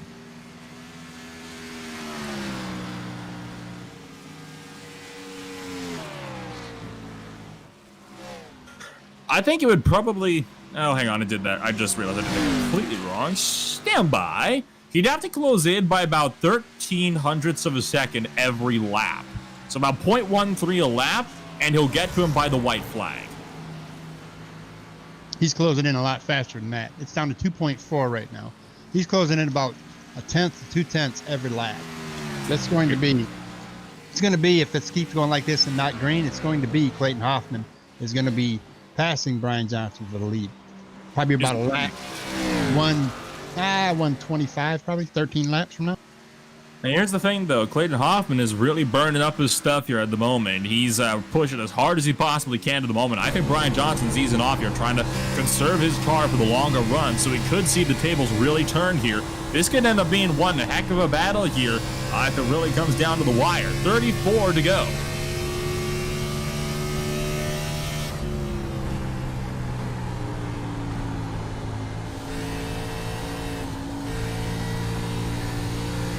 Brian has been extremely cautious, but he's getting extremely close to this wall.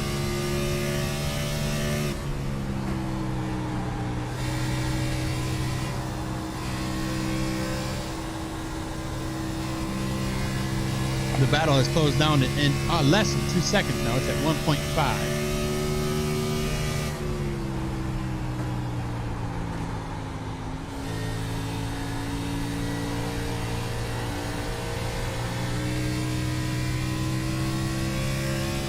Depending how Brian Johnson gets past his lap cars in front of him, if he gets that long of a run before Clayton takes the lead from him, it's going to make a day and night difference.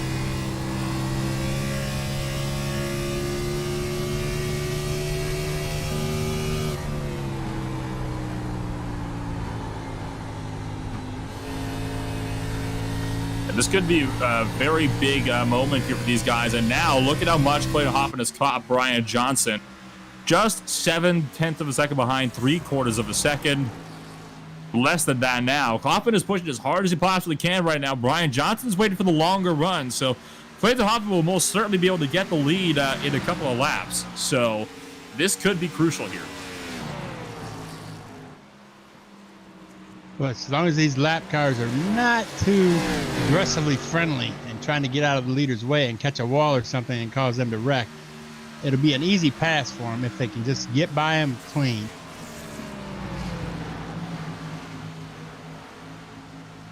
And if I'm a lap down car and I look in my rearview mirror and I see the leader is running the same lap as me, so Kenny Powell's going to let Brian Johnson go low, and he stays low enough for Clayton Hoffman to squeeze by there as well. It's pretty intimidating when you see the leaders behind you because you really don't want to mess with them. Clayton Hoffman is closing in to less than 1/10 in this second here. He's going to get the lead here, even quicker than I thought.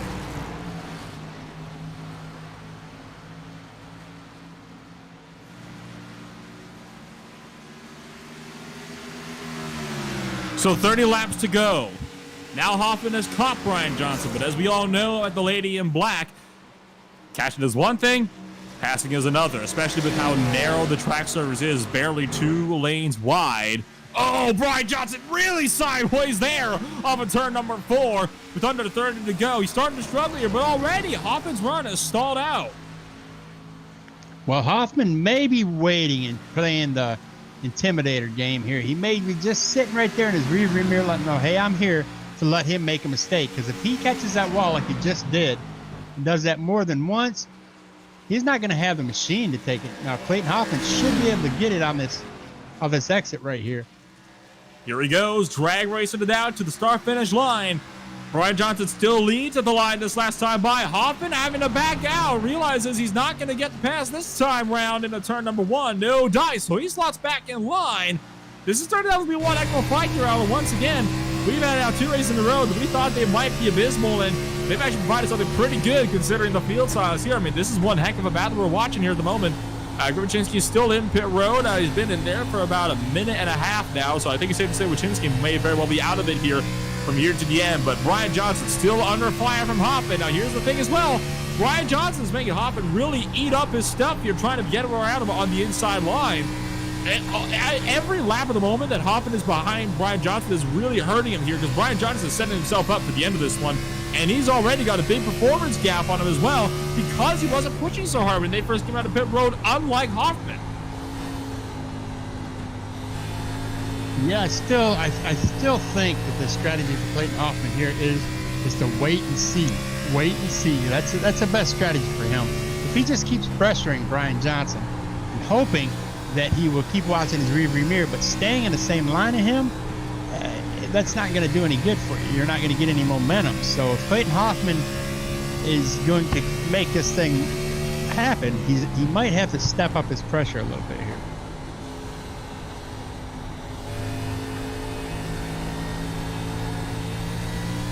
So this could be critical here for Clayton Hoffman. It is very much crunch time.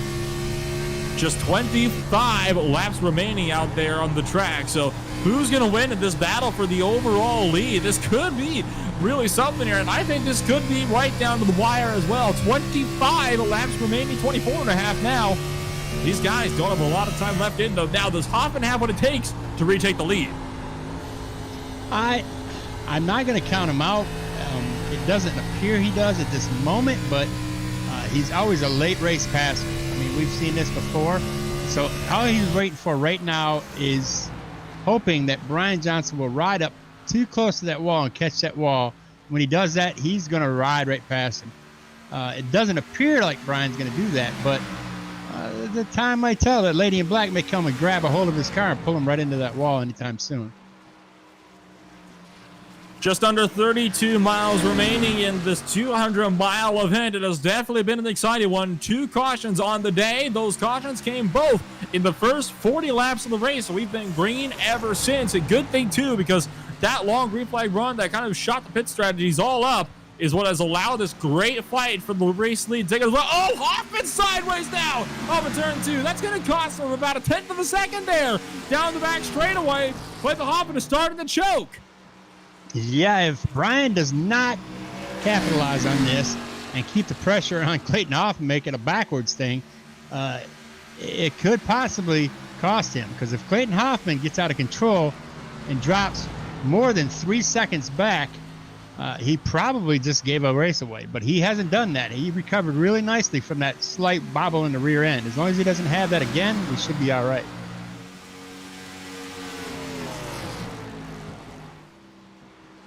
So the gap is still under half a second between your top two drivers. Hoffman was able to reel him in from 3 seconds down to nil in about 3 to 5 laps there after the pit stop window closed. But he has not been able to get anywhere past that. He is just trapped in the dirty air now from Brian Johnson. And that's something that these new next-gen cars actually, Al, have been doing is, of course, with the new diffuser on the back of those cars, it is supposed to eliminate exactly what we're seeing here in the dirty air effect that we're seeing on the cars.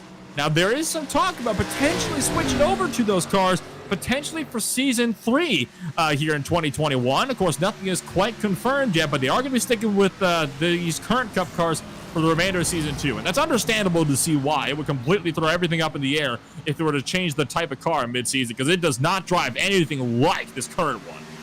No, these drivers have spent literally since Saturday of last week till this morning, possibly even right before the race, tweaking on their cars for this race event.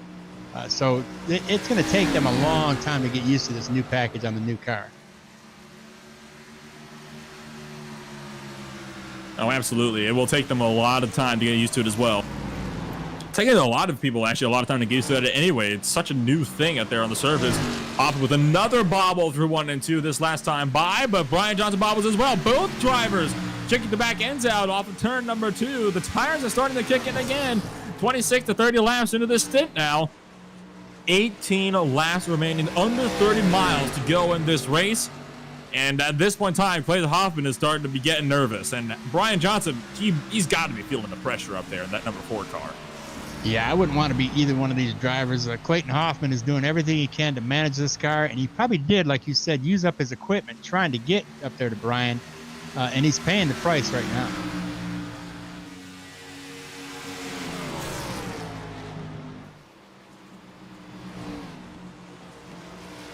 There's a good checkup from Brian, and that gives the ability for Clayton to close in.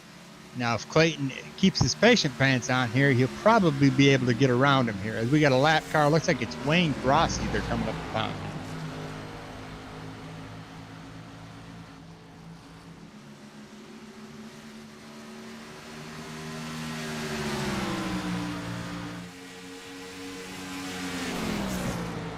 So once again, lap traffic will play into a factor here in this battle for the lead. So how will this one play out here? Because we've seen lap traffic really kind of throw some wrenches into the works of these battles so far throughout this race. And now with just 4/10 between them, if Wayne Grossi holds up Brian Johnson, we could see a swap for the race lead here. Well, yeah, but we were also watching Clayton. He's using that car up. I mean, if he gets a lead, is he going to be able to retain it? That's going to be the interesting thing here. Clayton Hoffman, as he rides these corners, he's riding shallow in and wide out, and that's how his car is getting loose. Yeah, that's the other really kind of critical thing here for Hoffman, is he's still burning the tires up. He does have 4 lap pressure rubber than Johnson, but at this point in time, that's not really mattered the whole lot. And he's really stagnated out here. He's not been able to get close to the 0.31 seconds away. That's the closest he's been able to get in the last 15 laps or so. He has not been able to close in any much more than this. Oh, Hoffman's in the wall hard. So is Brian Johnson. They both tie the wall, but Hoffman more so. That has led the gap to extend down to 6/10 of a second now. And that insult to injury, Wayne Grossi pulls aside to let Johnson through. Lap traffic will not play back into this battle here for the race lead. Now, if Brian could just keep himself under control there and not slam that wall like Clayton has done, Clayton is going to be more aggressive to get to him and drive deeper into these corners, which causes the car to push up even more. Oh, he got a little loose there. So if he just keeps, and it looks like Brian maybe backed it down a little here. Maybe he wants the battle to be a little closer than that. I would want to keep my distance from him to about a half a second here if I was Brian, but it looks like Clayton is progressively accepting second place here. I don't know. This is going to be a tough one. Coming to 12 laps to go. Let's take one more break. We'll be with you for the last few. ButtKicker. Feel what you've been missing.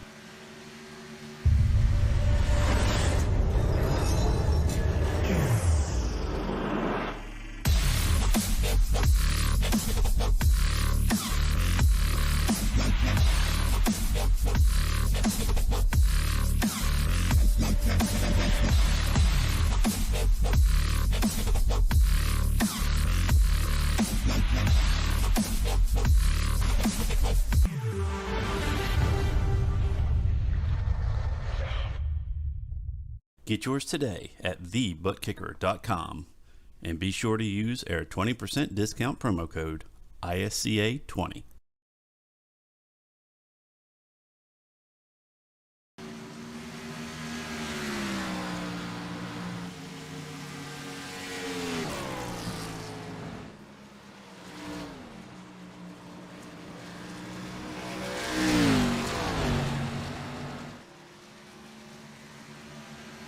Eight-tenths of a second, exactly 10 laps to go. Coming back at just the right time to save that one there. So about 13.6 miles left to go in this race.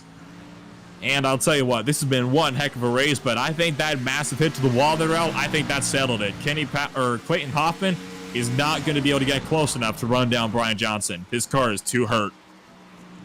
Well, anything could happen. This is the track too tough to tame, so let's not count this out. We could see our leader get pretty confident and cocky up there, and he can hit the wall, and Clayton Hoffman could just cruise on by.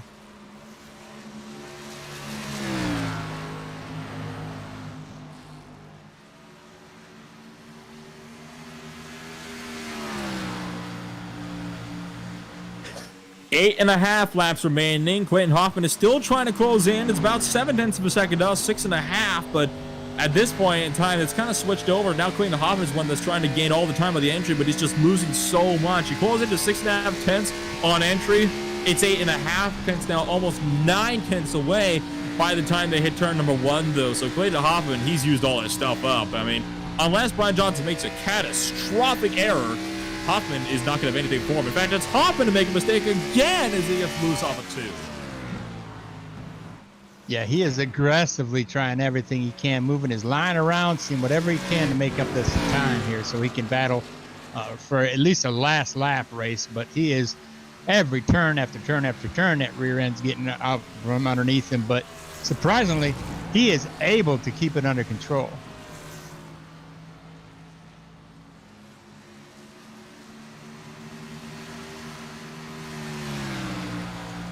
Eight-tenths of a second now between these two drivers, and I still don't think they're going to have anything for him. I mean, Clayton Hoffman put in a valiant effort, but it's going to be too little too late at this point, no matter what he throws at him. There, Clayton caught the wall again. So if he keeps hitting that wall, it is a guaranteed win for Brian Johnson, unless, again, he does something just catastrophic here to cause his race. This is Brian Johnson's race to lose.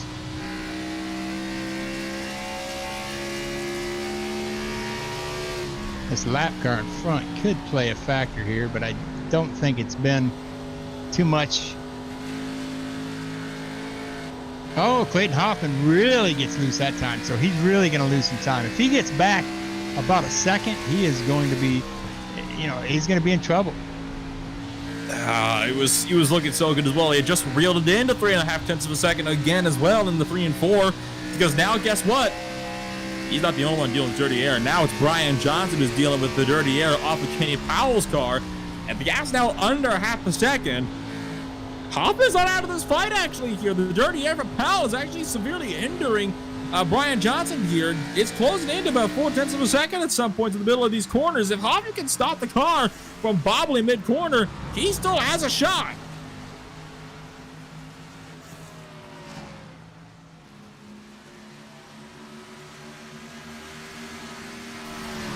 7/10 now, and still closing down the back straightaway.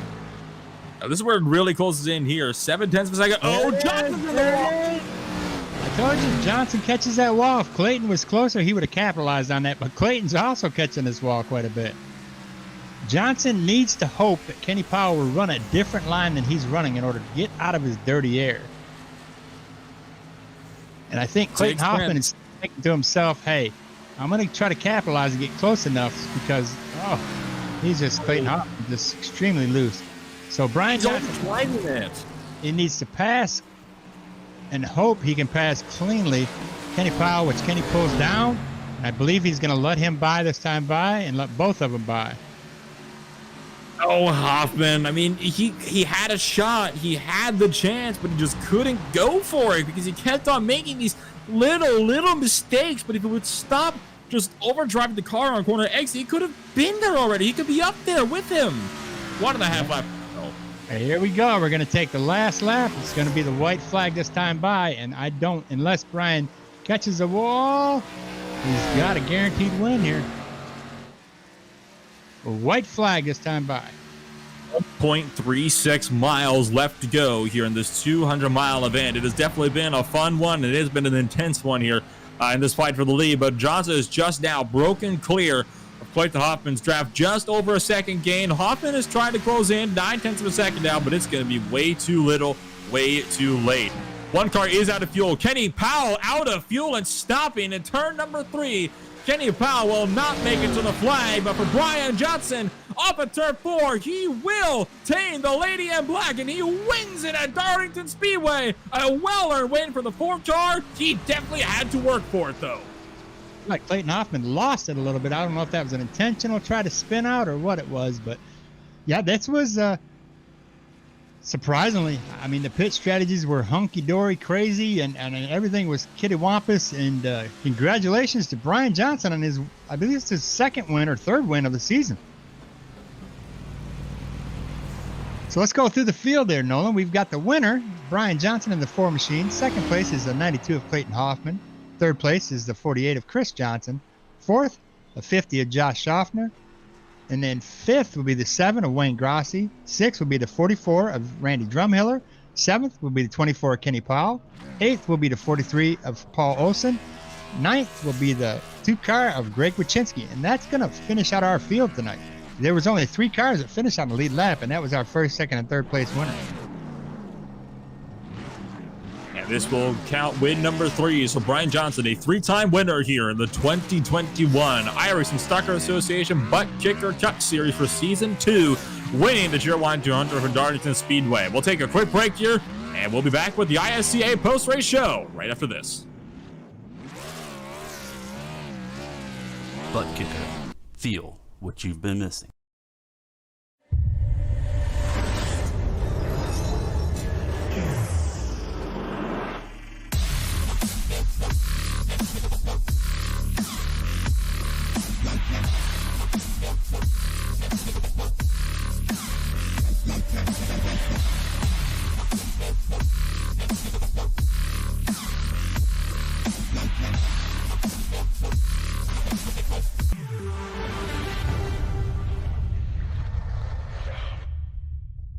Get yours today at TheButtKicker.com and be sure to use our 20% discount promo code ISCA20.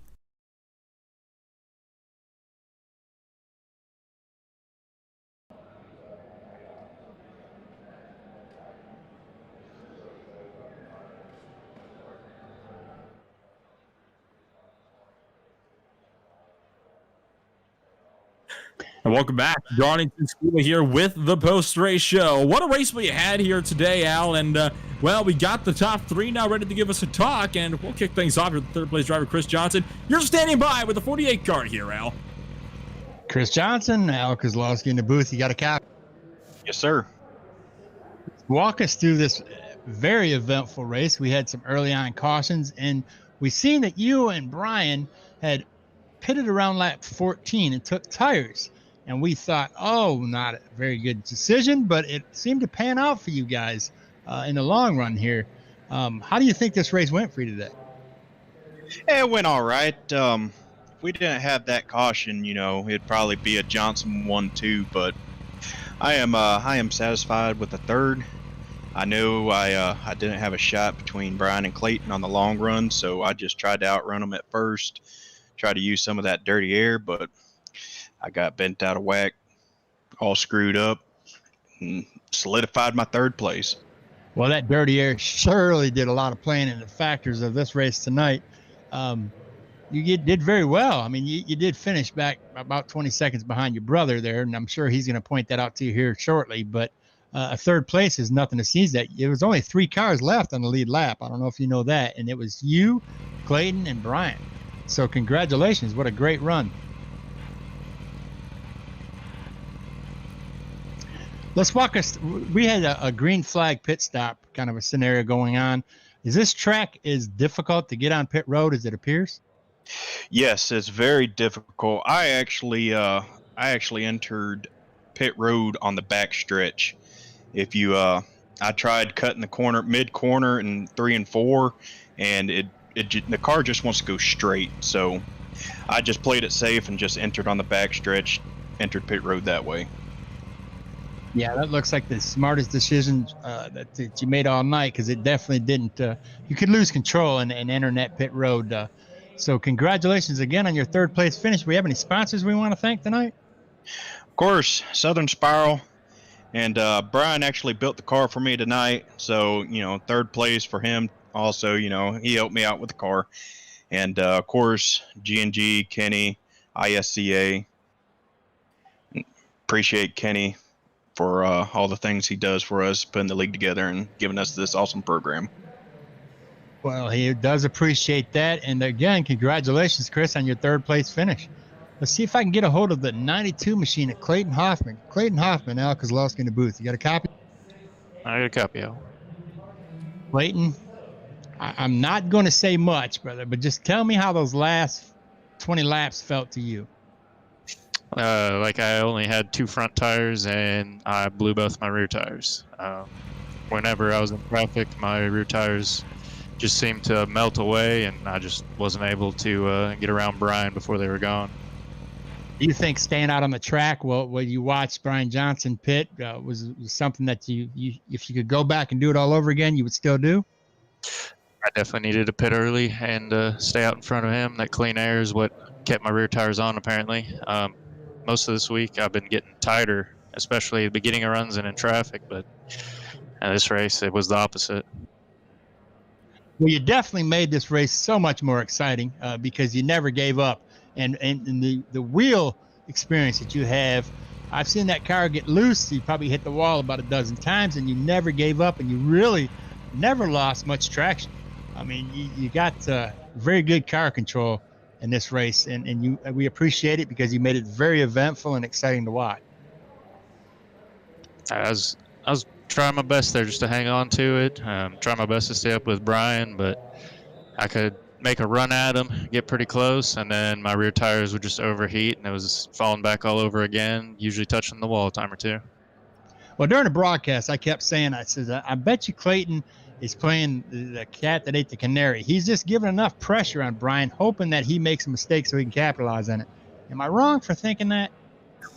Tried to at first when I couldn't get around him. I didn't want to risk wrecking us both out there because I knew I was a bit tight on entry into one, and so I tried to just hang with him for a bit, and my car just, like I said, was just getting looser and looser. I wasn't really expecting it to get that loose, and before I knew it, I lost the rear end. I was struggling just to keep up with him. Well, you definitely put on, like I said many times here already, and even in the broadcast, it was a very, very great, eventful race, and we were thinking it was going to be a last lap pass there, but when you lost it that last time, I thought, oh, here we are. So, but anyway, second place is really nothing to be ashamed of. Congratulations on your second place finish. You have any sponsors you want to thank tonight? I just thank G&G, ISCA. Thank you guys for putting on the broadcast. It was a fun race. Congrats to Brian. Well, speaking of Brian Johnson, Nolan, I think I'm going to let you go ahead and give a little shout out to Mr. Johnson here. This will be his third win in the season, and I think he would love to hear from you. So go ahead and see if you can get a hold of Brian Johnson in the 4 machine. Brian Johnson, this is Nolan Rempel up here in the broadcast booth. You got a copy? I got you, Nolan. What a race, man. I mean, wow, what a race. I mean, definitely not an easy track, especially with Clayton Hoffman breathing down your neck every step of the way, but you managed to get it done with your your undercut definitely there at the end, definitely kind of won you that race there. So kind of walk us through the pit strategy there, kind of mid-race, because I think, in my opinion, that's what really won you this one. Yeah, I agree. Clayton had one of the cars to beat for sure. Him and Chris were just super fast. I knew I was going to have to pull some strategy there towards the end, and I kind of short pitted him a little bit. Pitted a couple laps earlier than him. That gained me a few seconds and got out in front of him. And I just knew I needed to stay out there, keep him in dirty air, and hope for the best. Of course, this track's so unique. It's so tight. Every corner is different. You're running on a part that was originally built just to slow the cars down, not to actually be raced on. So when you take all of that into consideration, what are some of the other challenges that kind of came your way here when you were working your way up, not just to get the win, but also getting the most spots gained after not even setting a qualifying lap to, take the victory here today?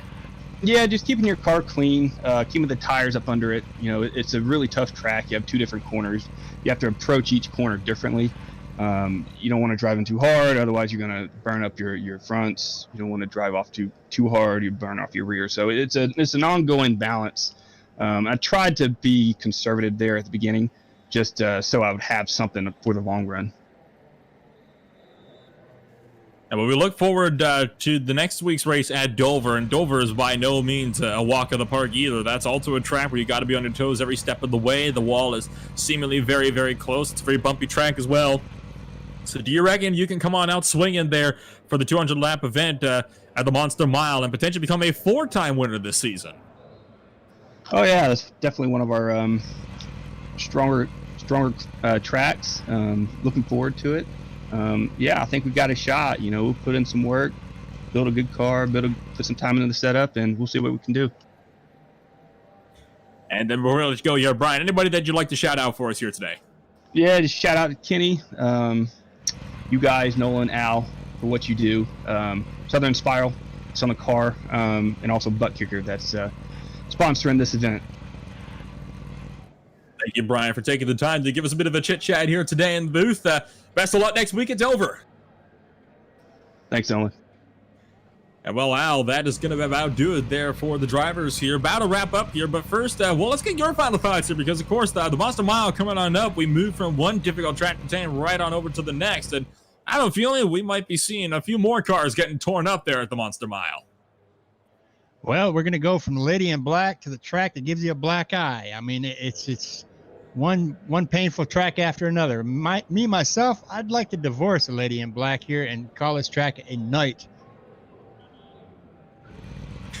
Well, that is going to be about it then for us here for another presentation here for the iRacing Stock Car Association ButtKicker Cup Series. Thank you for joining us for your presentation here of the Cheerwine 200 at Darlington Raceway. We will see you all next week at the Monster Mile, Dover International Raceway. Coming at you 7 days. I'm Nolan Rempel with Al Kozlowski, Simon in the commentary box. And, of course, Rob Melnick doing a great job, as always, behind the cameras for today's race. Thanks for tuning in.